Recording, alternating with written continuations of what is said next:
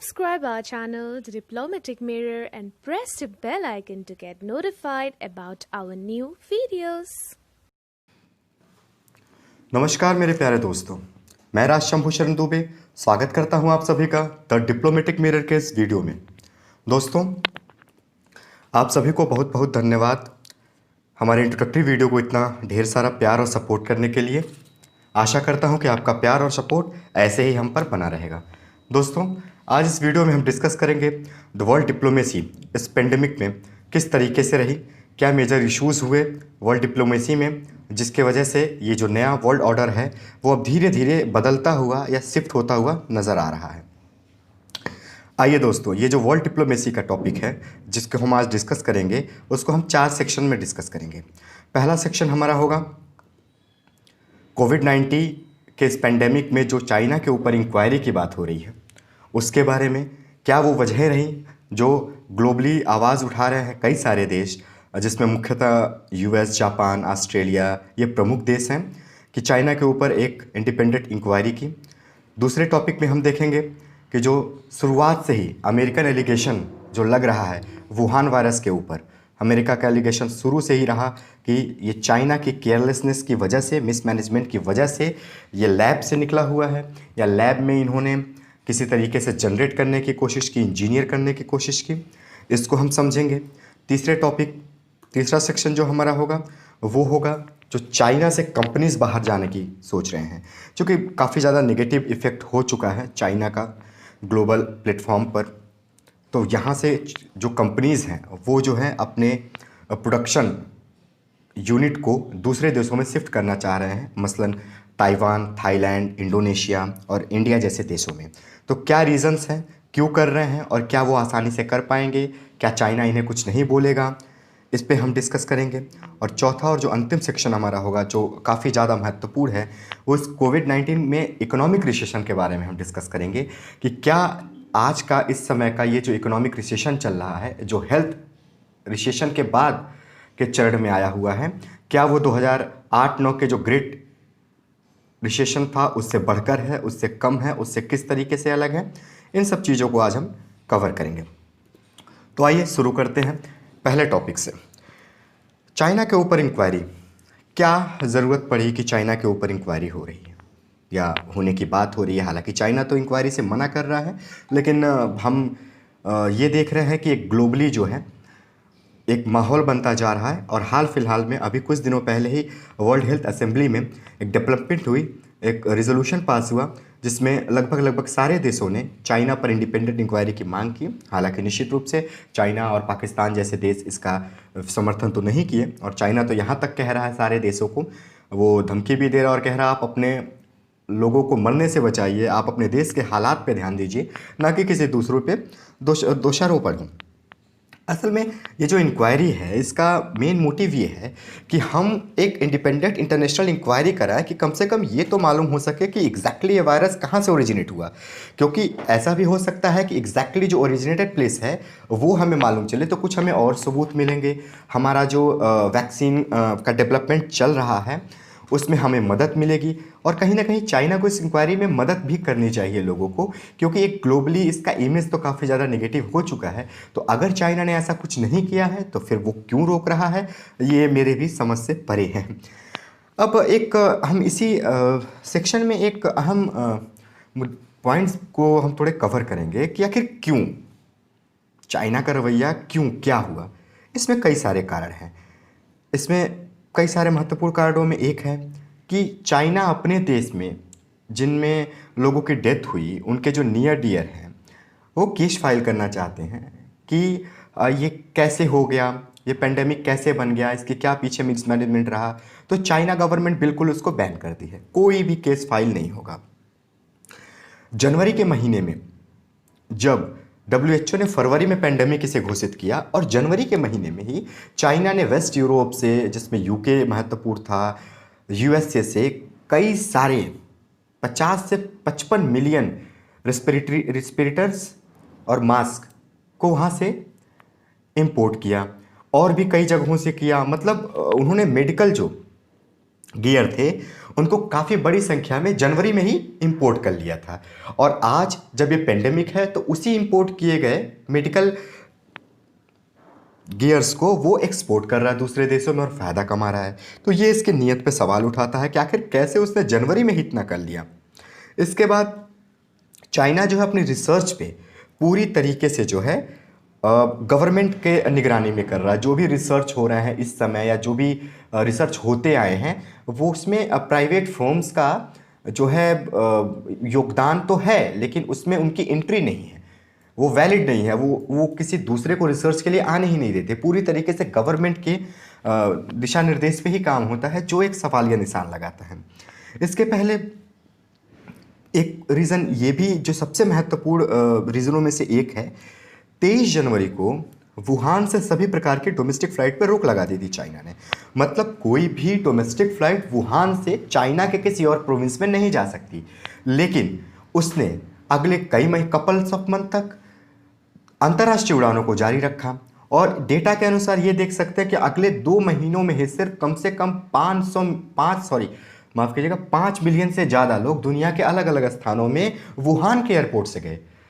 तो कहीं ना कहीं ये बिल्कुल साफ दिख रहा है कि वो अगर फ्लाइट्स बंद कर दिए होते हैं अंतर्राष्ट्रीय उड़ानों को, जिस 23 जनवरी को जब उन्होंने अपनी डोमेस्टिक उड़ानें बंद की, तो कहीं ना कहीं इतना जो पेंडेमिक हुआ, जो दुनिया के कोने कोने में वायरस है, वो आज नहीं होता। और एक कॉमन चीज़ ये भी है कि इसके पहले भी कई सारे डेडली डिसीजेस जो है स्प्रेड हो चुके हैं ग्लोबली चाइना से। सार्स इसका सबसे हालिया उदाहरण है, 2002-3 का पेंडेमिक। तो इसलिए चाइना की नीयत पे शक करना बनता है और निश्चित रूप से मेरी भी पर्सनल राय है कि इस पे इंक्वायरी होनी चाहिए। दूसरा सेक्शन हमारा है अमेरिकन एलिगेशन का। हम ये अगर शुरू से एनालाइज करेंगे इस पूरे पेंडेमिक के डिप्लोमेटिक ऑर्डर को, तो हम एक चीज़ पाएंगे कि पहले दिन से ही अमेरिका एलिगेशन लगाता आ रहा है और इसको वुहान वायरस का नाम देता आ रहा है।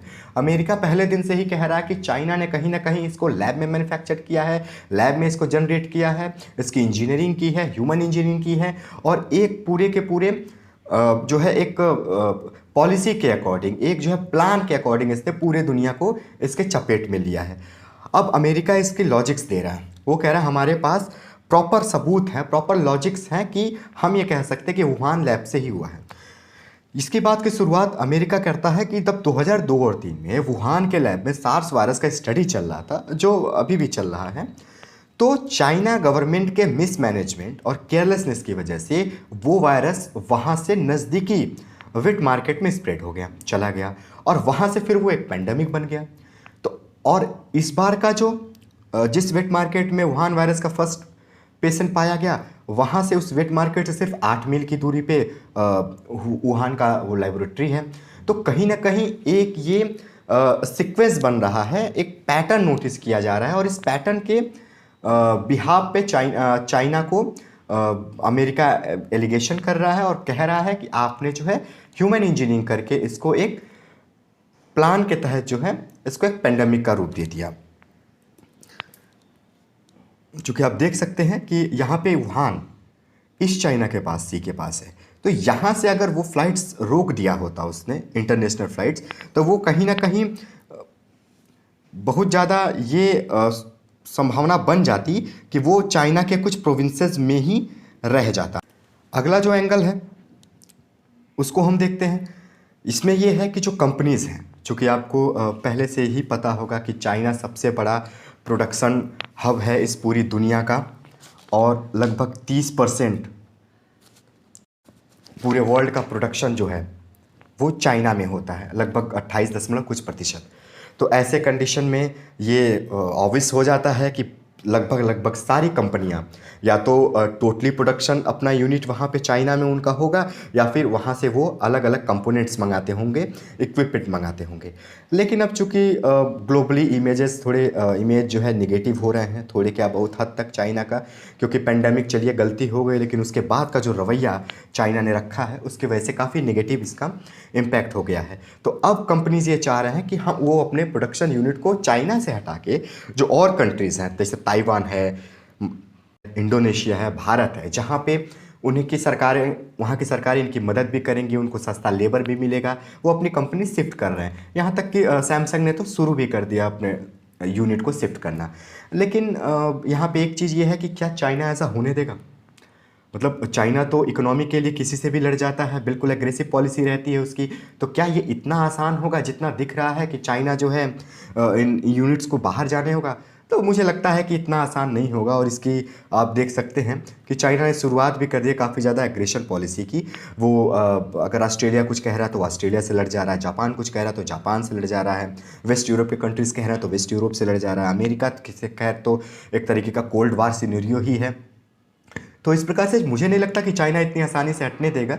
और एक टेक्निकल प्रॉब्लम भी है, ये कंपनी जो है जो अपने प्रोडक्शन करती हैं, फॉर एग्जांपल अगर हम एक मोबाइल फ़ोन की ही बात करें तो एक मोबाइल फ़ोन ज़रूरी नहीं है कि जिस प्रोडक्शन यूनिट में बन रहा है तो वो सारा प्रोडक्शन उसी यूनिट में होता हो। मोबाइल के कई सारे इक्विपमेंट होते हैं, छोटे छोटे कई सारे चिप्स होते हैं, कई सारे कंपोनेंट्स होते हैं, तो उसमें बहुत सारे कंपोनेंट्स जो हैं चाइना से भी आते हैं।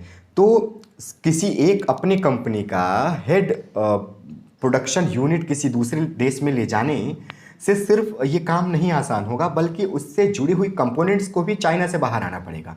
अगर और कंपोनेंट्स के यूनिट चाइना से बाहर नहीं आ रहे हैं तो मुझे नहीं लगता कि इतनी आसानी होगी।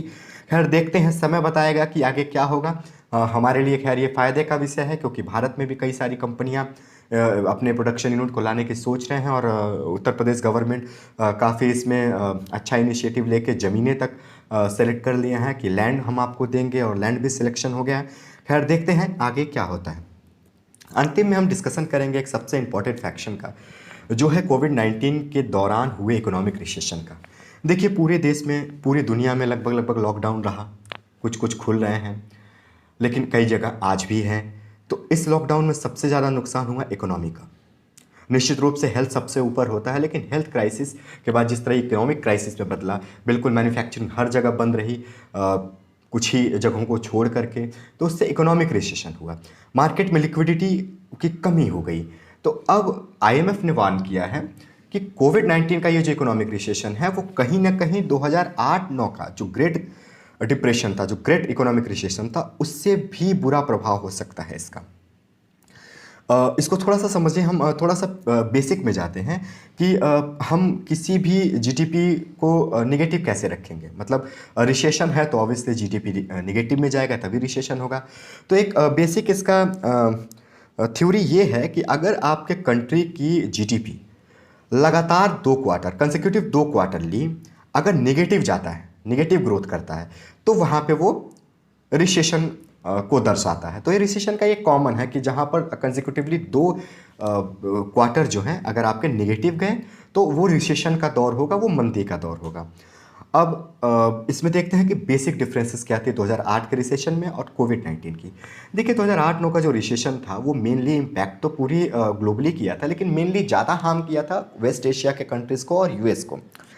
इसमें यह था कि वो एक प्योर मतलब शुद्ध रूप से वो इकोनॉमिक रिसेशन था। उसमें मार्केट क्रैश कर गया, लोगों को डर लगने लगा कि उनके पैसे ना डूब जाएं, और इस तरीके से पूरा का पूरा चैन जो है वो डिस्टर्ब हो गया। लेकिन कोविड-19 हेल्थ क्राइसिस है, और हेल्थ क्राइसिस के बाद इकोनॉमिक क्राइसिस आया, और कोविड-19 में जो मेजर कंट्रीज़ हैं वो भी इसके जाल में फंस गई, या एक तरीके से कह रहे हैं कि इसका इम्पैक्ट बहुत ज़्यादा हुआ।